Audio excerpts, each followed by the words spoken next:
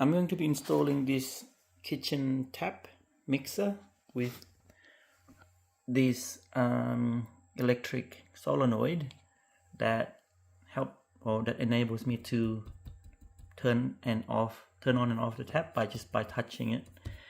So the kit comes with everything. The solenoid is powered by this 6 1.5 volt or 6 AAA batteries. The only thing is the cable that came with it.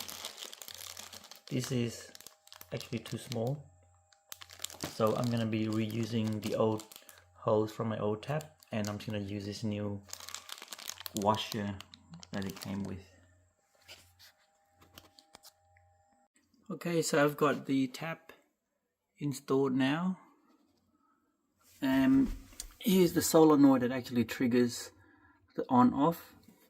This is the control cable that goes into the tap, and that red cable there that goes into 6 AA batteries. So to turn this on, you've got to flip this tap, and then you tap here and the water comes on. There you go. You can tap it up here as well. Doesn't seem to work as consistently as if you tap it here,